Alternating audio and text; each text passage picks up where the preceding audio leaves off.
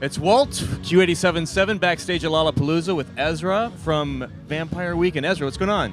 Not much. How you doing? I'm good. How are you doing? I'm good. So, Lollapalooza, great weather today. What a great festival. Beautiful day. Have you seen anybody yet today, or you've been doing a lot of press and stuff? No, I kind of just got here.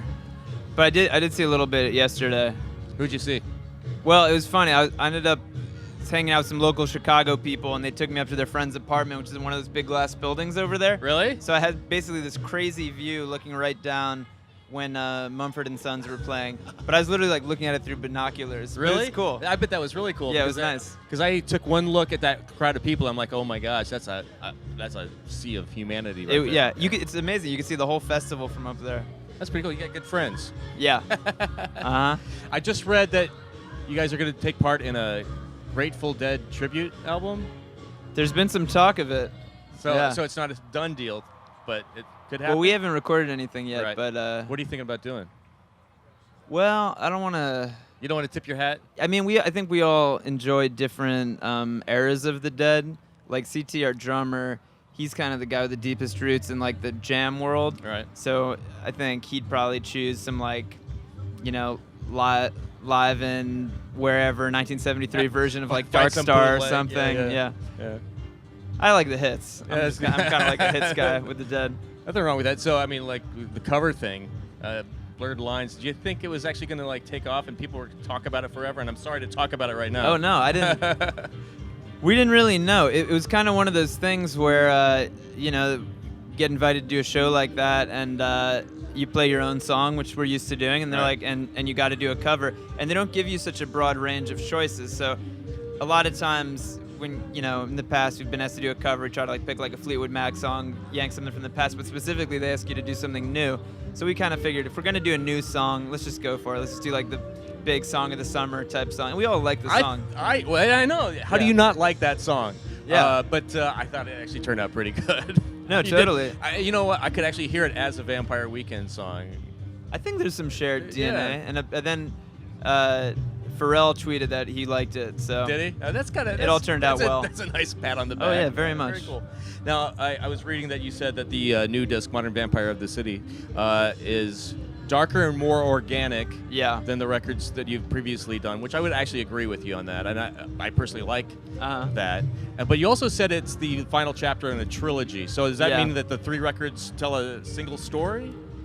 Yeah, I think they do. I mean, it's not like a rock opera or anything, but I've always liked the idea that kind of our albums are about like a group of people, like a set of characters, and from one album to the next, it's kind of about a different period of time, which is more or less what happens when you grow up and your life changes and you make records together. Our first record, we wrote some of those songs when we were in college. We recorded some of those albums when we were in college before we'd ever even had like a real job or anything. So, every period when you make an album is different. So hopefully the album reflects that. Right. So would you say that the songs that you listened to just, for leisure when you were making the first record in college, different than the kind of music you're listening to now? I mean, has your personal taste evolved? I wouldn't say it's changed that much. The way that I look at it is, especially these days when like a lot of us grow up kind of with the internet and access to so many things, it's like if you're a big music fan, you can always be aware of all these different types of music. But at different times in your life, different albums like speak to, I probably first heard Bob Dylan or something when I was 5 years old, just because that music's it's American music. Parents it's in were playing the it or atmosphere. something. Yeah. But then I could say though, at different times in my life, I returned to some of those albums and heard new things in them. So it's kind of more like that. It's like we're always listening to a broad selection of music, but at different moments, different things kind of pop back up. When I first heard Diane Young, it was really immediate to me. I'm like, wow, that's a really cool song. It just reached out and grabbed me. And was there a different writing process for that song to get that effect, or is it just the evolution of the band? I mean, the way that song started was not dissimilar from how we'd done some songs on the previous album, Contra, which is Rostam made a piece of instrumental music. He wanted to do something that was kind of like a punky saxophone song. He sent it to me. I just started writing on top of it. And then pretty soon we had this demo that was very unfinished, had a lot of like nonsense lyrics and stuff like that, but still kind of started to feel like a song. And from there, it took us a while to add all the different parts, and the co-producer Ariel Rekshad had some notable contributions to the finished product. But even though it took a long time to finish, it still did start with that kind of like initial energetic spark, which is always a good sign. Yeah, and it definitely has that, as Fingerback does on the record too. It's one of my favorites as well. You mentioned Ariel. First time you've used an outside producer to help as co-producer on this record.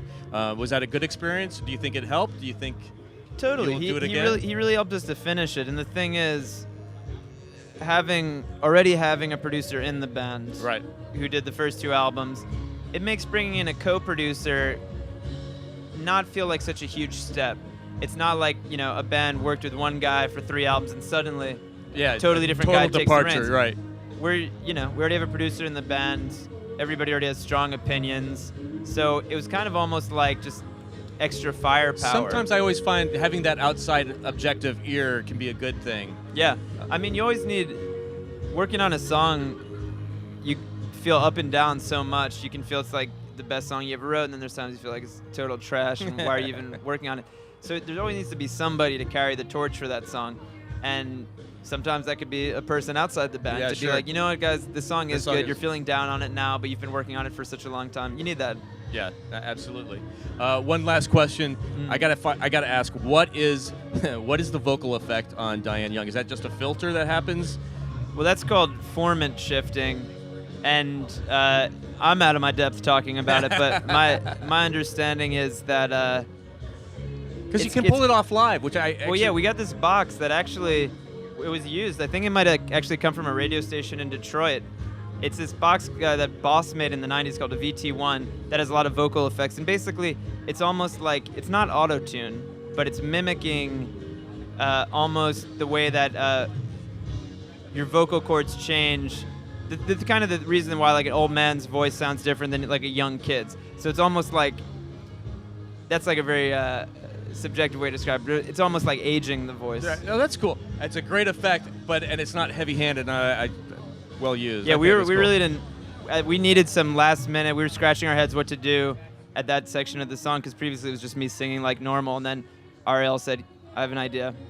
Kind of gave it this like weird contour, and it was crazy. But we were like, "Yeah, let's keep it." That's awesome. Well, I'm glad you did. Ezra, thanks for hanging out, man, and enjoy your performance. They're on the Bud Light stage at 6:30 today. It's Vampire Weekend. Thanks for hanging out.